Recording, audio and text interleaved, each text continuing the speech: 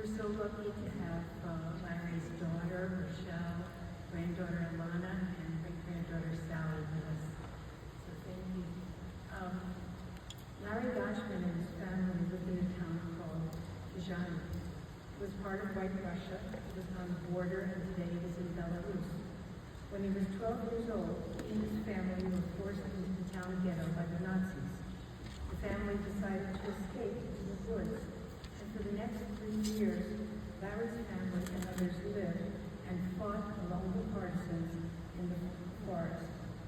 His story of survival is one of fear and bravery, struggle and perseverance, and much more. And we will hear snippets of it in the next few moments. So, Larry, thank you for joining us here this evening to commemorate the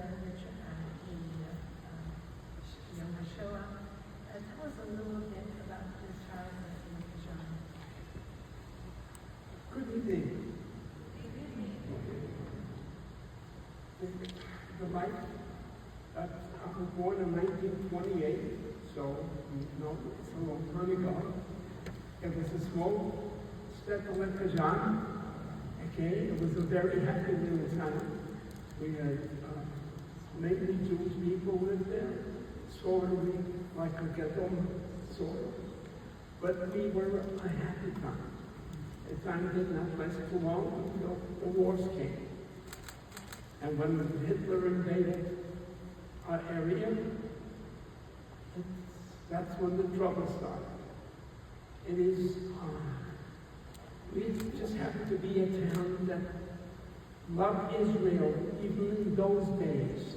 I'm talking about in the 30s. We had the kibbutz, people worked.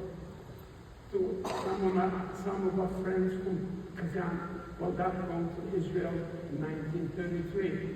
And it was over 35 children from my sisters and my brother's friends wound up from Israel, and it's still there. His children's children are still there. Okay, so from that, I'll go back to Hitler's days. When Hitler arrived to Kazan, within months, they organized a police station, and the police station took one person from each house and took them outside the town, and they shot him. One from my house, from every house in Kazan. So at that point, my father said, this is the last time they're going to take anybody out of us. We're going to fight.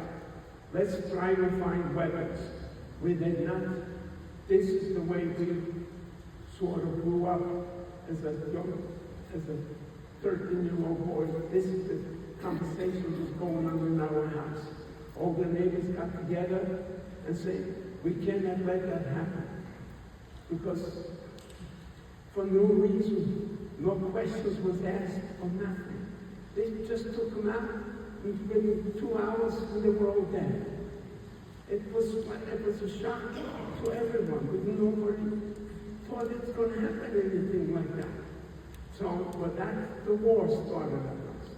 My father was a retired soldier from World War I time, and he and his father suffered those years during the Russian pogroms.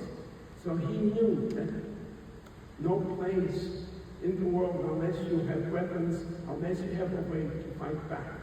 If you take one, before they take one of us, we've got to take at least 2 of them. Never surrender. You've got to fight back. And with that, the groups of young people together, my brothers, my sisters, and all the other families were able to, whatever, group together, and we decided to leave Kazan. So we waited until everything got started to get ourselves organized, and we were lucky enough that we had a person that was willing to sort of organize the young people together to make some sort of a force. And from there, we started leaving for the forest. It's so hard to express yourself Because you have to leave the house for no reason whatsoever. And where are we going? Everybody, a lot of women say, what are we going to do in the woods? What are we? And everyone, we can't go to the concentration camps. We can't go to the camps.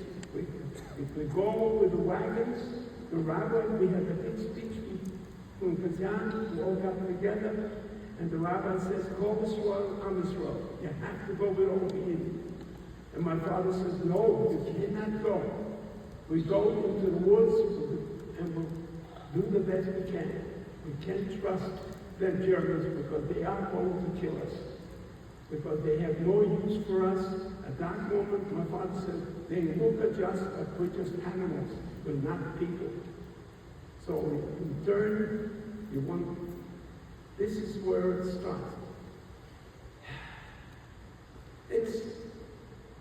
It is so much to talk about it, how it happened. We left for the forest. Within weeks, they went after us. And the few rifles that we had, none of them had a lot of ammunition. So we just had to retreat deeper into the forest. And we left everything behind us because we had to run. Machine guns was going over our heads, and a lot of people ran in each directions, and we were like sheep running away from the bullets. But in turn, in the areas we ran to was the swamps in the forest. We were able to bury ourselves into the swamps, into the bushes, cover ourselves, and everyone said, just don't, I had a younger brother, just don't say nothing, just lay there. Be buried like the dead. And we lay down there for about 2 days or so until the Germans, the noise from guns disappeared. Then we started crawling out and start whistling to try to see if anybody's alive. And then people started crawling out from the bushes. Here we go. From my mother, from my father, and other people, we got ourselves together, and then what we're going to do now? So, but there were the older people, my brother-in-law and others that knew more what to do, and they just led us deeper into the forest, and we were able to encamp ourselves over there.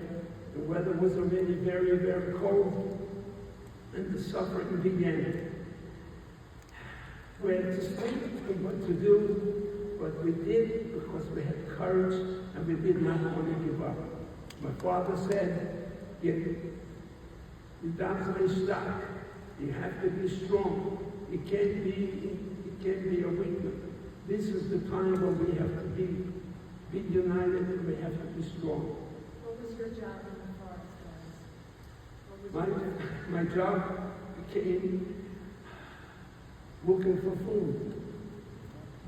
Looking for food. And I was a very outgoing kid because I used to be in the forest before that, just looking for mushrooms or blueberries or things like that. So for me, it was, as a young person, it was just a challenge to do things. But they put my hand on my shoulder and said, now you're a man, you have to go and look for food. And we had to find a way out of the forest to go into where the Gentile people are growing potatoes and onions and stuff like that, and try to sneak in and be very careful not to get caught and fill up our deck before we come back. But only God knew how to bring me back. Because there is no roads to you.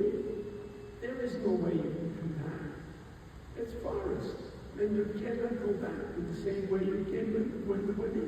I was told, never follow your footsteps. Because somebody might be following you.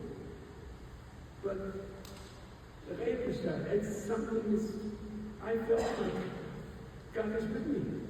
Okay? Did you And they trusted me that I can always come back. Did you have any protection with you? Did you have anything for protection? And there were days, the only protection I had is a hand grenade they gave me, okay? Because I had a gun with no boot because I had too much stuff to carry in my bag. At night, when the wolves were trying to attack me, they were just standing there, just looking at me, and I'm looking at them, and I have food, I'm eating whatever the parts and loading up my back, and I'm walking, and they're looking at me, and I kept saying, smile, throw at I think, God, keep me safe. I just put my finger in the ring of the hand grenade. I said, they made one move towards me. I'm not going to throw it. I'm just going to say goodnight. And they did. They let me go. God protected me. When I came home, gave food to the families, and they had a wonderful mother. She was able to concoct some things and share it a little bit at a time, so it was less for the next time that people come. So were the wolves the only animals that you met in the forest? Well, as time goes on, we were in the forest 2.5 years, almost 3 years. I needed a gun. I needed a friend. I kept looking in the forest to see what's going on, what's happening in the whole world around me. And I found a horse coming straight at me. A beautiful white horse. It just came right to me, and I just took him right by the... But he had no saddle, no nothing. Apparently it was a runaway horse from the army. Because the Polish and the Russian armies only used horses, they didn't have no vehicles. So it looked like it was a military type of horse. So he was lost in the forest, and he had nothing to eat, because he was wandering in the area there was no grass. So I just took him by his, and I took him to an area where he was able to get grass, and he became my helper.